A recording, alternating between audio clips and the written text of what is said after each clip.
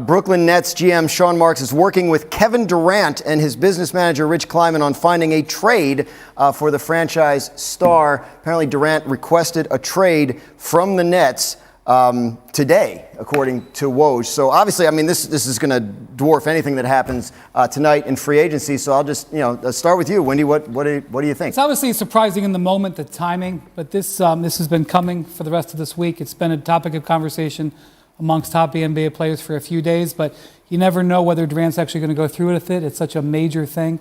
I think there are a couple of things right now that I just want to say in the instant wake of this news. Number one, it appears as if the Brooklyn Nets are going to honor the request and try to find a trade for Kevin Durant.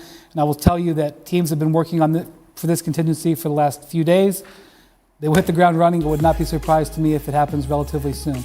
The second thing is, I believe this will also mean Kyrie Irving will potentially be on the trade market as well. I believe that they will probably trade both of them. How that can be worked out and how that all play out.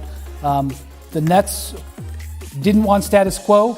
They're not going to have status quo. No. And I think we're going to see a pretty significant power balance. Kevin Durant is one of the top 3 or 4 players in the league. This will dramatically affect the balance of power in the NBA and will dramatically affect how next season and the next few seasons will play out. Kevin Durant is one of the 10 or 12 best players in the history of basketball. He's signed for the next 4 years, and he's about to be traded to another team. There are very few moments in the NBA, history of the NBA, frankly, that are bigger than this. When you talk about players of this magnitude, even at 34 years old, to be a player of this caliber, changing teams, it is a seismic moment in the league. To Brian's point about a change in the power balance, wherever Kevin Durant goes, he's not going to go to a team, in theory, that's completely devoid of assets once they trade for him. He's going to go to a team that's going to be able to contend for a championship.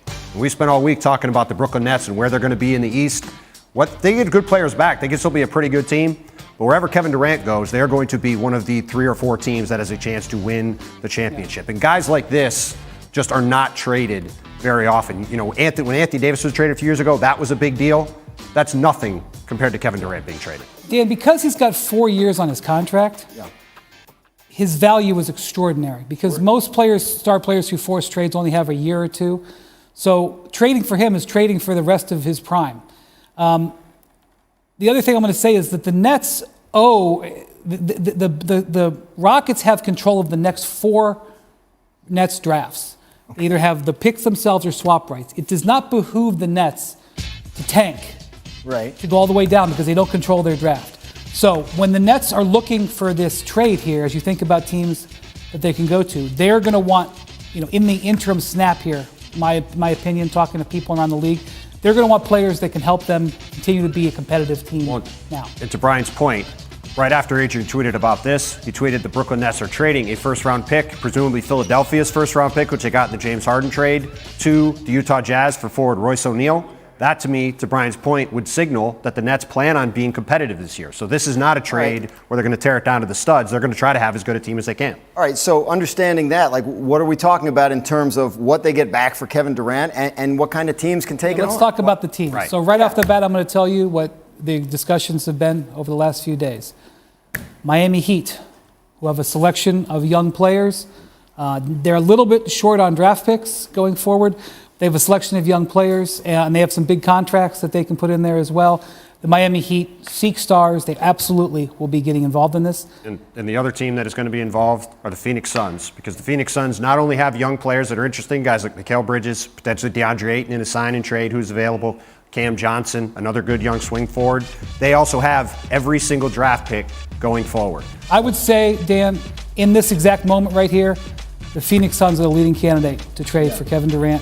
I also point out that Devin Booker was with Durant on Team USA last season. When you think of superstar team-ups, always go back to Team USA. It's the genesis of super teams. The Phoenix Suns, with Chris Paul sort of near the end of his career, need to go in an all-in move.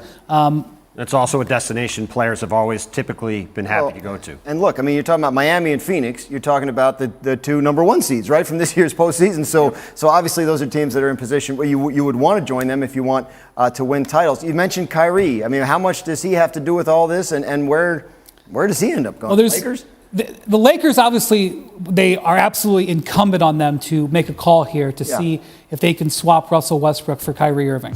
So that's where they're going to go. But with Kyrie Irving locked into just a 1-year contract, there will be more teams, I believe, that will call who can potentially trump the Lakers' position.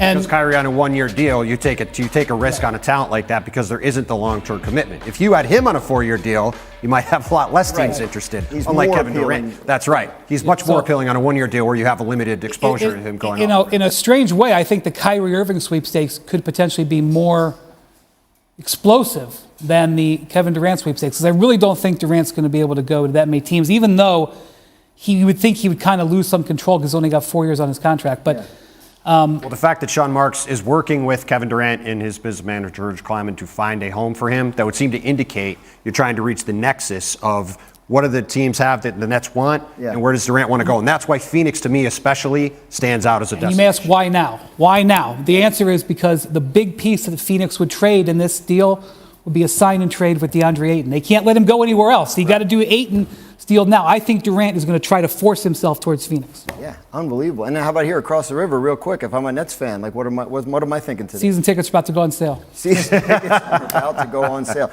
We mentioned a little over 3 hours until NBA free agency starts. Obviously, it already started, Dan. Going on. It already started. That's right. For most hours away, less than 4 hours now from the start of free agency.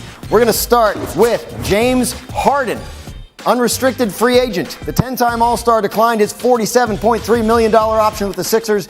Harden keeps open the possibility of negotiating a new deal that would give the Sixers roster-building flexibility, including the use of the full $10.5 million exception. So that's why he opts out, in order to stay and help make the team better. It sounds complicated to those of you who don't follow the NBA that thoroughly. That's why we have these guys with us to explain it. Wendy, tell us why this happened. Well, there's a couple of different reasons. First off, Philadelphia wasn't willing to give James Harden a full max contract.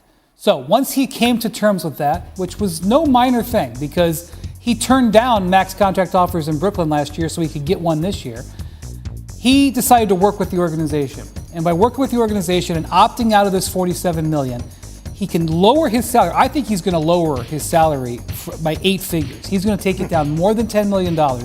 And by doing that, it opens the Sixers up to use a couple of different salary cap exceptions. You mentioned the full mid-level of $10.5. They will also have the biannual exception of $4.5 million. And so they should be able to sign 2 significant role players, one of which we believe is going to be a good chance of being P.J. Tucker, who played with James Harden in Houston. And so this move is really a pivot for Harden, not just a pivot for Harden away from being a max player, which if we watched him on the court the last season, he didn't really play like a max player, but from a guy who was really sort of focusing on what was good for him, as we saw for the last 2 teams, but focusing on what he could do to help his team. And that is really a product, I think, of him about to turn 33, him seeing a situation, and him having a relationship, a long-term relationship with Daryl Morey, who is his general manager now in Philly.